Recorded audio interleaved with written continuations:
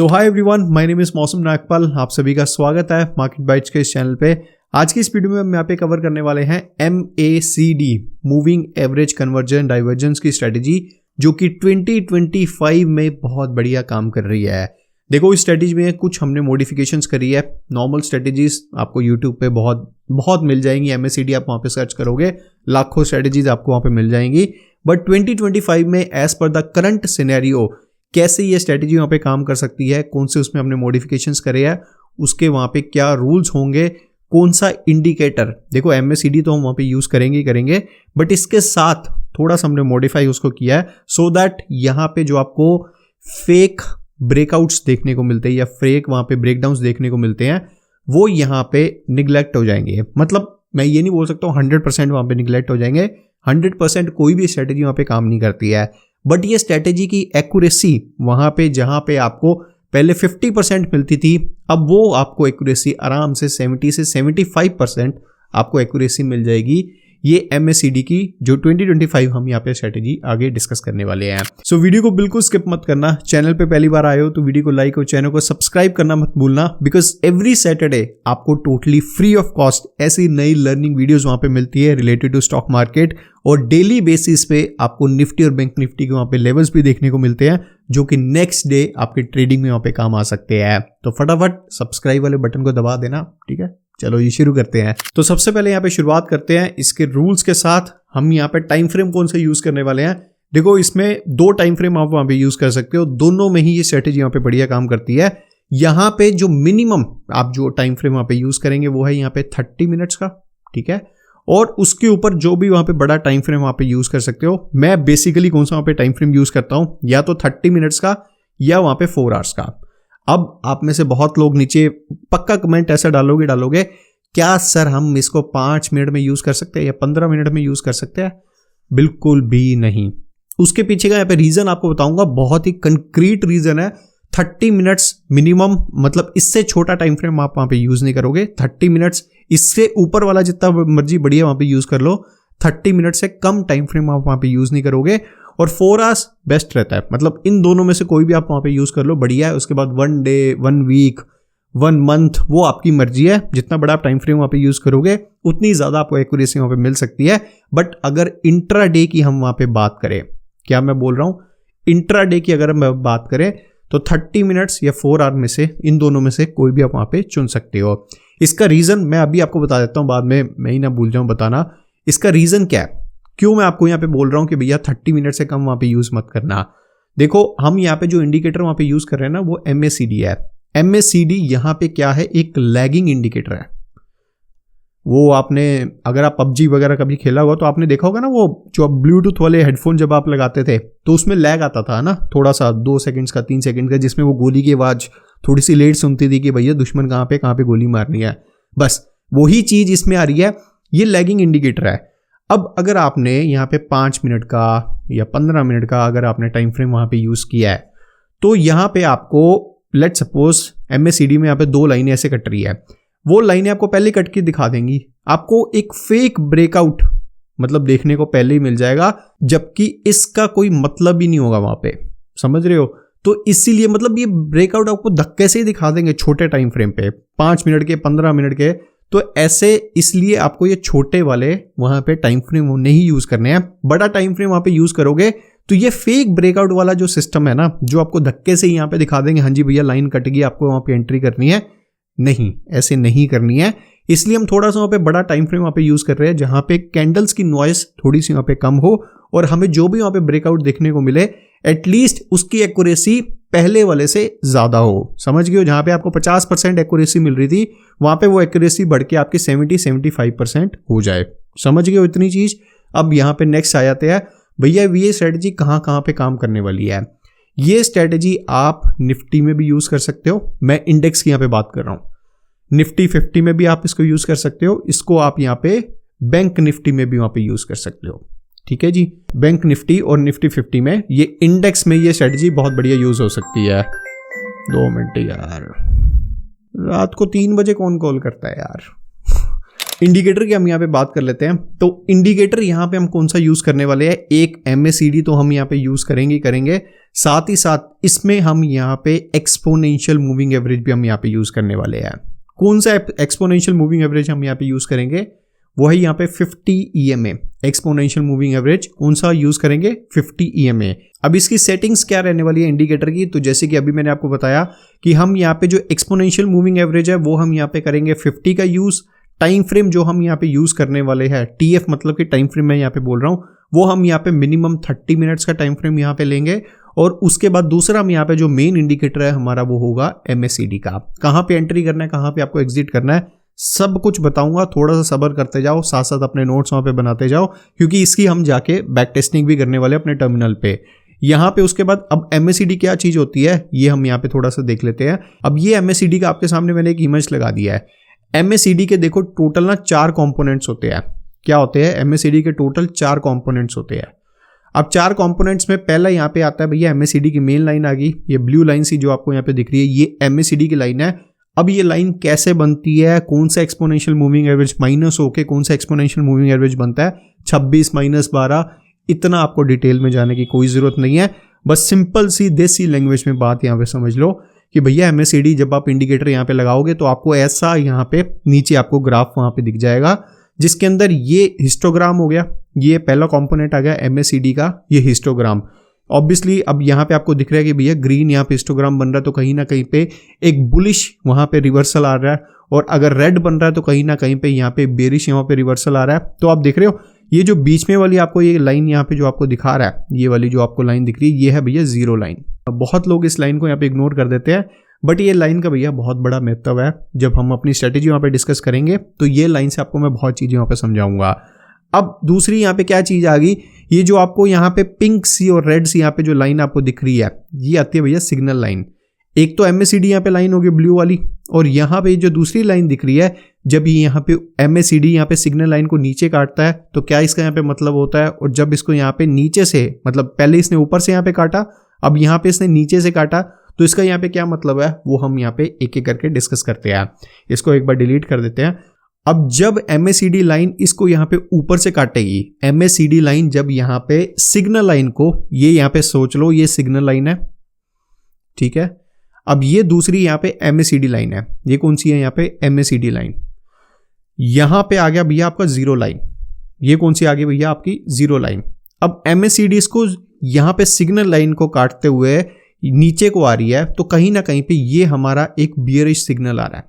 कौन सा सिग्नल आ रहा है, एक बियरिश सिग्नल वहां पे आ रहा है। यहाँ पे इसको ये काट रही है, कहीं ना कहीं पे यहाँ से हमें एक इसका ये रेड लाइन, यहाँ पे रेड ये जो है हिस्टोग्राम ये भी हमारा बढ़ता जा रहा है, तो हमें कंफर्म कर रहा है कि भैया कहीं ना कहीं पे अब थोड़ा सा हमें बेरिश वहां पे साइन देखने को मिल रहा है, जब ये वाली चीज MACD ऊपर से काटती है नीचे सिग्नल लाइन को। इतनी चीज वहां पे समझ में आ गई। अब बुलिश सिग्नल यहाँ पे क्या हो सकता है, जब यहाँ पे ये सिग्नल लाइन है, यहाँ पे MACD लाइन इसको यहाँ पे ऐसे काट दे, यहाँ पे नीचे से काटे, ये वाला मैं सीन बोल रहा हूँ, जब यहाँ पे MACD यहाँ पे सिग्नल लाइन को नीचे से काटती है और ये जीरो लाइन के नीचे होता है, जीरो लाइन, ये देख रहे हो ये जीरो लाइन है, ये जीरो लाइन के जब नीचे हो ये सारा सिनेरियो, पहले ये जीरो लाइन के ऊपर था, ये जब इसने ऊपर काटा तो यहाँ पे हमारा एक बेरिश सिग्नल था। ये चीज मेन आपको वहां पे नोट करना ही करना है, ये जीरो लाइन के ऊपर काट रहा है, ये जीरो लाइन के वहां पे नीचे काट रहा है।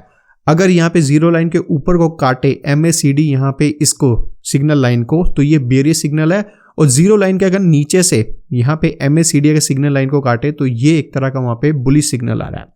तीसरी चीज हमें यहाँ पे क्या गौर फरमानी है कि ये जो हिस्टोग्राम साथ साथ बनते जा रहे हैं ये यहाँ पे अपवर्ड डायरेक्शन में बनने चाहिए। मतलब हिस्टोग्राम ये ना हो कि भैया यहाँ पे ऐसे 2-3 इसने पहाड़ ऐसे बनाए और तीसरा वो टक टक टक टक टक टक ऐसे नीचे गिर गया और वहां पे लाइन काटती जा रही है, नहीं, वो वैसा नहीं होगा।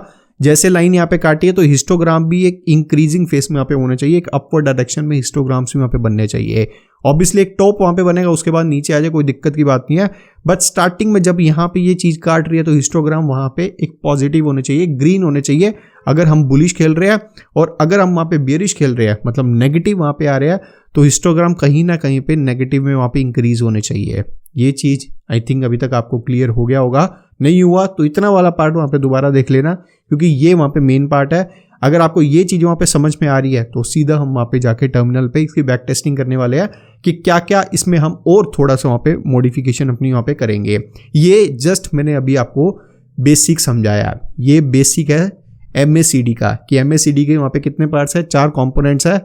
एक यहाँ पे जीरो लाइन आ गया, दूसरा यहाँ पे हिस्टोग्राम आ गया, तीसरा यहाँ पे MACD आ गया और चौथा यहाँ पे भैया सिग्नल आ गया, सिग्नल लाइन जिसको हम यहाँ पे बोलते हैं। अगर यहाँ पे MACD ऊपर से यहाँ पे काट रहा है तो कहीं ना कहीं पे बेरिश है, साथ ही साथ हिस्टोग्राम वहाँ पे एक इंक्रीजिंग वहाँ पे होना चाहिए। अगर ये MACD वहाँ पे नीचे से काट रहा है सिग्नल लाइन को और साथ ही हिस्टोग्राम इंक्रीजिंग ग्रीन वाला वहाँ पे बनता जा रहा है, तो ये एक तरह का वहाँ पे बुलिश है। और ये जीरो लाइन के ऊपर काट रहा है या नीचे काट रहा है, ये चीज़ें वहाँ पे आपको ध्यान में रखनी है। चलो इसके बाद आगे हम यहाँ पे अपने टर्मिनल पे अब यहाँ पे बैक टेस्टिंग करते हैं कि जो हमने यहाँ पे रूल्स लिखवाया उसी के अकॉर्डिंग हम अपना यहाँ पे अपना सेटअप बनाते हैं। हम यहाँ पे जो चार्ट यूज कर रहे हैं वो है यहाँ पे निफ्टी 50 का चार्ट। टाइम फ्रेम जो हम यहाँ पे यूज कर रहे हैं वो है यहाँ पे 30 मिनट्स का। आप चाहो तो 4 आवर्स का भी वहाँ पे यूज कर सकते हो, बट एज ऑफ नाउ मैं यहाँ पे 30 मिनट्स का टाइम फ्रेम यूज कर रहा हूँ। इंडिकेटर जैसे कि हम यहाँ पे बात कर रहे हैं MACD की, तो पहला हमने यहाँ पे जो इंडिकेटर लगाया वो है यहाँ पे मूविंग एवरेज स्ट्रेटेजी लग गया, पर मूविंग एवरेज यहाँ पे हम इंडिकेटर लगाएंगे। एक बार इसको यहाँ पे बंद कर देता हूँ। ये यहाँ पे लग चुका है भैया MACD। दोबारा से यहाँ पे लगा के दिखा देता हूँ सो दैट कोई कंफ्यूजन ना हो।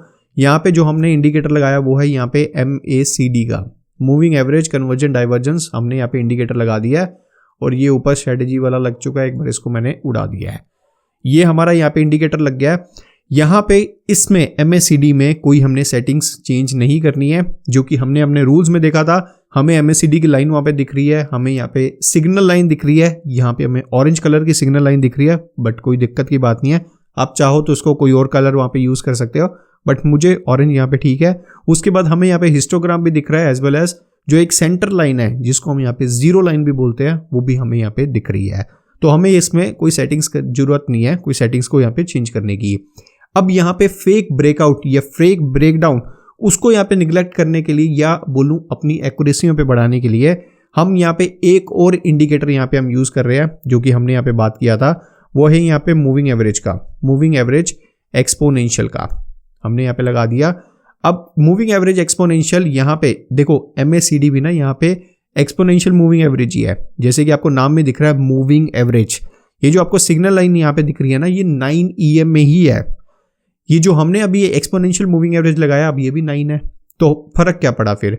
तो इसकी हम यहाँ पे सेटिंग चेंज करेंगे। किसकी हम सेटिंग यहाँ पे चेंज कर रहे हैं, जो हमने एक एक्स्ट्रा मूविंग एवरेज वहाँ पे लगाया है उसकी हम यहाँ पे सेटिंग चेंज कर रहे हैं। उसको हम यहाँ पे कर रहे हैं 50, पता नहीं 590 को लिखी गया था, 50 हमने यहाँ पे एक्सपोनेंशियल मूविंग एवरेज कर दिया। सोर्स कोई चेंजेस नहीं आपको यहाँ पे करना, क्लोज का क्लोज ही यहाँ पे रहने दो और इसको हमने कर दिया यहाँ पे ओके।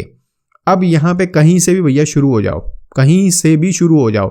चलो एक बार यहाँ से ही शुरू कर लेते हैं। अब ये कौन सा चार्ट यहाँ पे लगा हुआ है, 20 दिसंबर 2023 का, ठीक है। आप चाहो तो अपने टर्मिनल पे जब आप वहाँ पे बैक टेस्टिंग करोगे तो यही आप वहाँ पे चार्ट वहाँ पे लगा के देख लेना। अब जो रूल्स मैंने आपको यहाँ पे लिखवाए थे, अब एक एक करके उसके अकॉर्डिंग हम यहाँ पे काम करते हैं। यहाँ पे हमने क्या देखा, अब यहाँ पे हम थोड़ा सा बेरिश हो रहे हैं।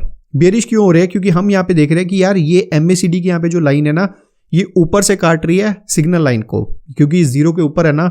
और यहाँ पे हिस्टोग्राम भी कहीं ना कहीं पे लाल बनता जा रहा है। हिस्टोग्राम यहाँ पे आप देखेंगे लाल बनता जा रहा है और ये यहाँ पे आ रही है।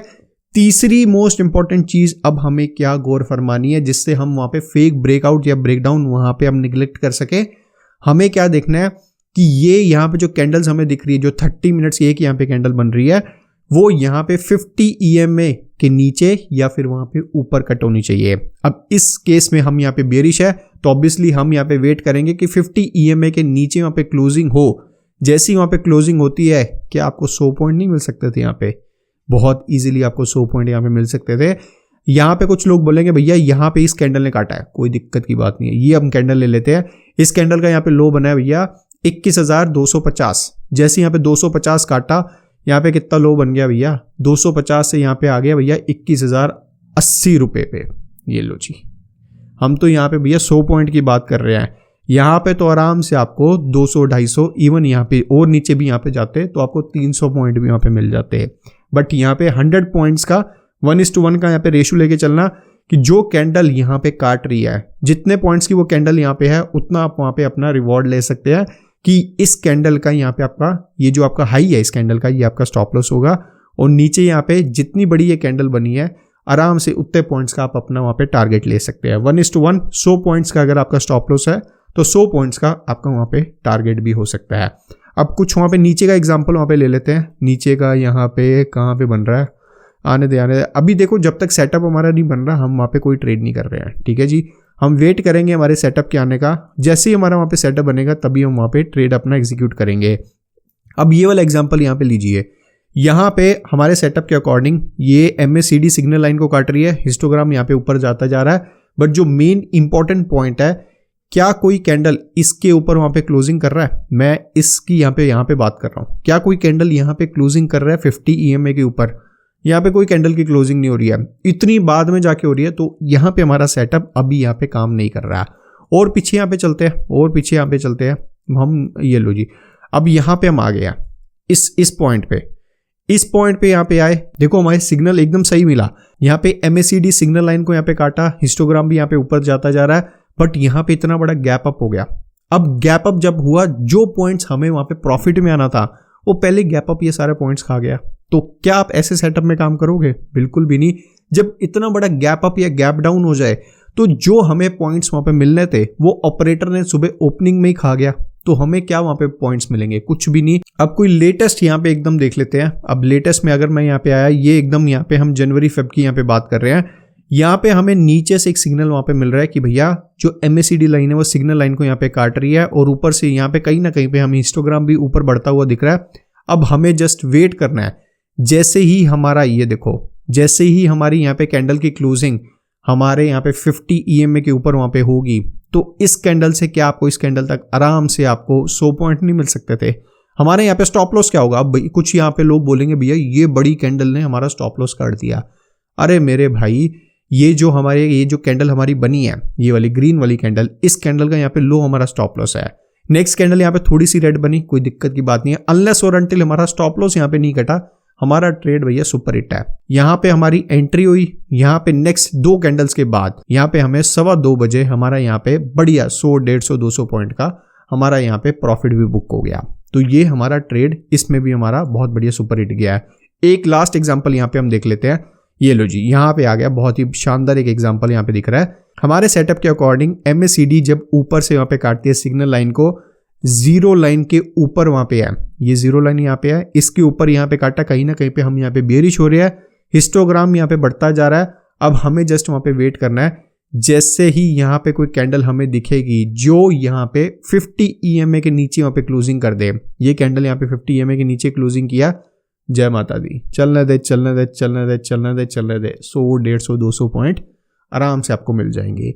ये तो भैया मैंने बात कर दी आपके साथ यहाँ पे निफ्टी की। अब फटाफट यहाँ पे हम बैंक निफ्टी का देख लेते हैं। सेम हम वही वहाँ पे सेटअप यूज कर रहे हैं। बैंक निफ्टी में बड़े टारगेट्स, बड़े स्टॉप लॉस, सिंपल सा यहाँ पे फंडा है। बैंक निफ्टी बहुत वॉलेटाइल होता है।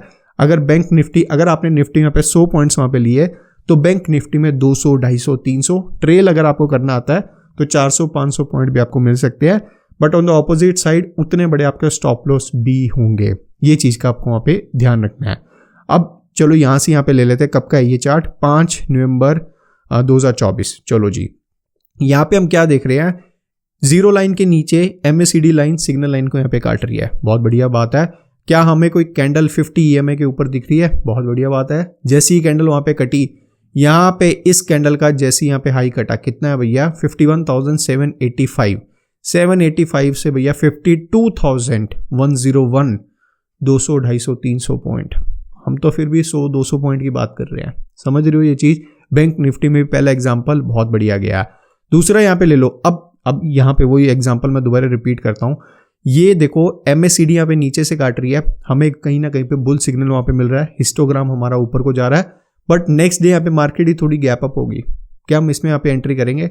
आप चाहो तो कर सकते हो, बट थोड़ा सा आपका रिस्क रिवॉर्ड वहाँ पे हिल जाएगा, क्योंकि इसमें आपका स्टॉप लॉस बड़ा हो जाएगा और रिवॉर्ड ऑब्वियसली वही आपका 100-200 पॉइंट का वहाँ पे रहेगा। तो ऐसे ट्रेड को आप वहाँ पे इग्नोर कर सकते हो।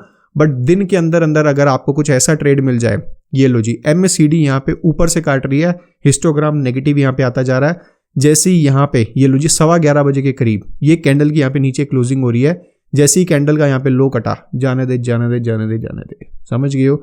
आई होप इतने बैक टेस्टिंग जो हमने यहाँ पे करी है आपको चीज़ें वहाँ पे और क्लियर हो गया होगा, सारे रूल्स आपने साथ साथ वहाँ पे लिख लिए होंगे।